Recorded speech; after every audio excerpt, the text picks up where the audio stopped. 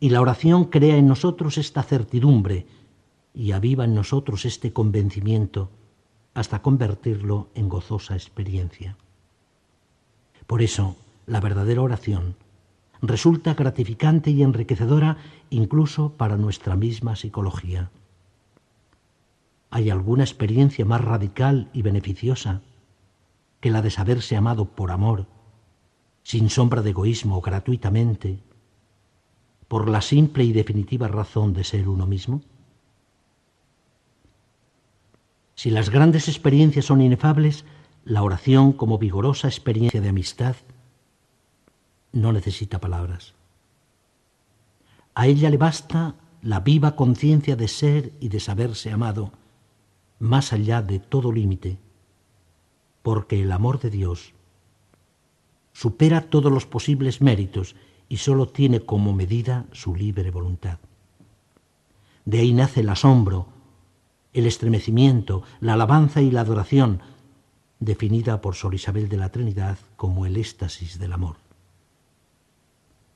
El contenido fundamental de la revelación tiene un nombre propio, Jesús de Nazaret. Y Jesucristo es la epifanía suprema, la máxima prueba y demostración del amor que Dios es y que Dios nos tiene. En esto se manifestó el amor que Dios nos tiene, dice Juan, en que Dios envió al mundo a su Hijo único para que vivamos por medio de él. En esto consiste el amor, no en que nosotros hayamos amado a Dios, sino en que Él nos amó primero y nos envió a su Hijo como propiciación por nuestros pecados. Y nosotros hemos conocido el amor que Dios nos tiene y hemos creído en Él. Podemos amar nosotros porque Él nos amó primero. Tanto amó Dios al mundo que le dio su Hijo único, dirá Jesús a Nicodemo. La prueba de que Dios nos ama, añade San Pablo, es que Cristo, siendo nosotros todavía pecadores, murió por nosotros. Tanto el amor con que Dios nos ama, como el amor con que nosotros le amamos respondiendo a su amor, y con el que amamos a los hermanos, ha sido derramado en nuestros corazones por el Espíritu Santo. Y no hay fuerza ni en el cielo, ni en la tierra, ni en el infierno, capaz de separarnos del amor de Dios, manifestado en Cristo Jesús, Señor nuestro. Orar es tener vivísima conciencia de este amor indestructible, creer en él y, en definitiva, dejarse amar. La oración así entendida toca la urdimbre misma de la persona, que es su afectividad, es decir, su capacidad y necesidad de amar y de ser amada, y puede restaurar incluso desde dentro una psicología. Juan Pablo II daba esta consigna a los religiosos y religiosas: debéis reservar diariamente un tiempo suficientemente amplio para estar con el Señor, para manifestarle vuestro amor y, sobre todo, para dejaros amar por Él.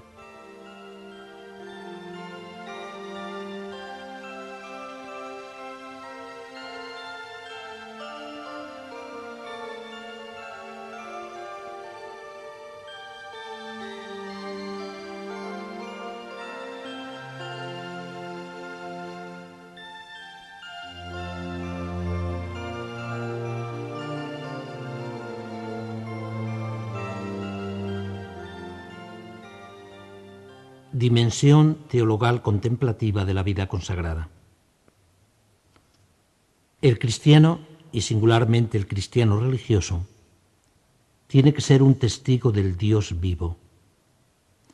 Un testigo que ha experimentado, en la certidumbre inviolable de la fe, la realidad infinita de ese Dios incomprensible, siempre mayor, como el verdadero misterio de la propia existencia. Solo se puede ser testigo desde una experiencia viva, personal e inmediata. En este campo nadie puede suplir a otro, porque cada persona es irreemplazable y tampoco se puede vivir de herencia. Porque Dios es incomprensible, No hay que pretender abarcarle.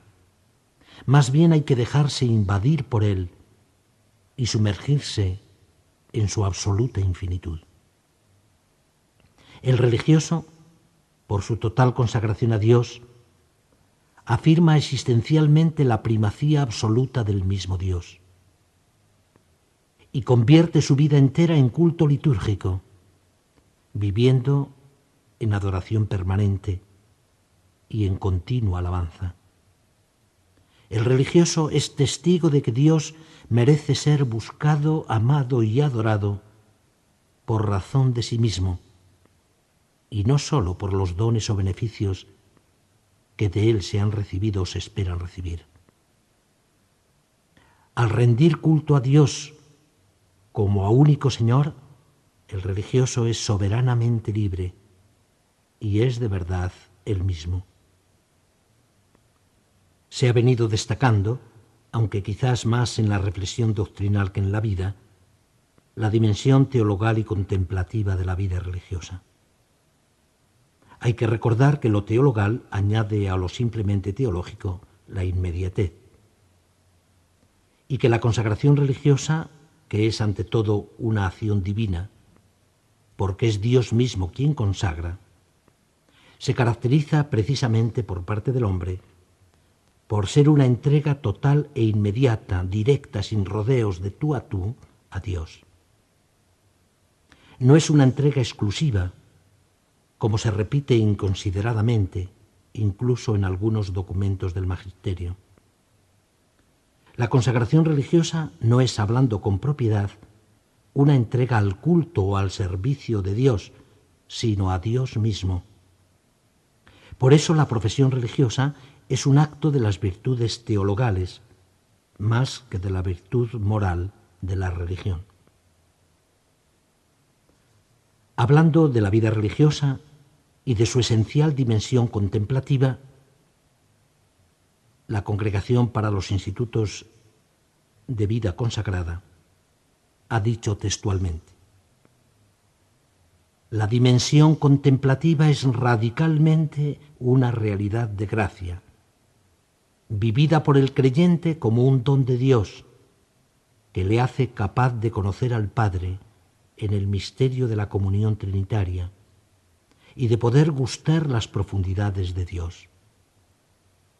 Describimos la dimensión contemplativa fundamentalmente como la respuesta teologal de fe, esperanza y amor, con la cual el creyente se abre a la revelación y a la comunión del Dios vivo por Cristo en el Espíritu Santo.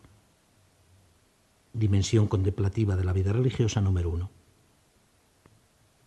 Esta dimensión contemplativa, que brota de la misma entraña de la consagración teologal y que es su expresión dinámica, sigue diciendo el mismo documento, se manifiesta en la escucha y meditación de la palabra de Dios, en la participación de la vida divina que se nos transmite por los sacramentos, muy especialmente por la Eucaristía, en la oración litúrgica y personal, en el deseo constante de Dios y en la búsqueda de su voluntad, tanto en los acontecimientos como en las personas, en la participación consciente de su misión salvífica, en el don de sí mismo a los demás para el advenimiento del reino.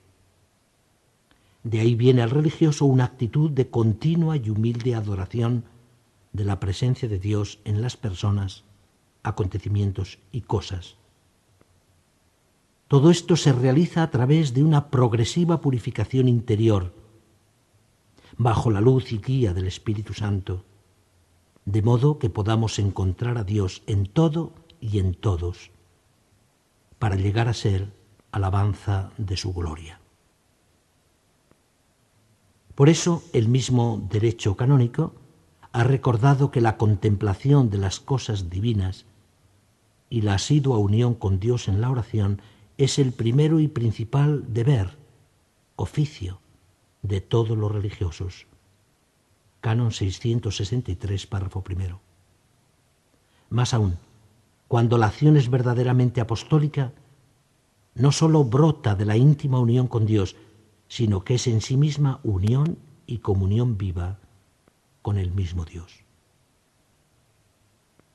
Ser de verdad contemplativo no es tanto contemplar uno mismo cuanto saberse contemplado por Dios y dejarse mirar por Él con una mirada única, transida de ternura, irrepetible, capaz de expresar toda la existencia. Es consentir activamente en esa mirada amorosa, acogiéndola con asombro y gratitud estremecida. Es dejarse mirar amorosamente, manteniéndose en actitud abierta y pacífica ante esa mirada que envuelve, que penetra, que purifica y que transforma. La vida religiosa constituye dentro de la Iglesia un estado de culto público, un estado verdaderamente litúrgico, ya que es un estado de consagración a Dios y de adoración perpetua.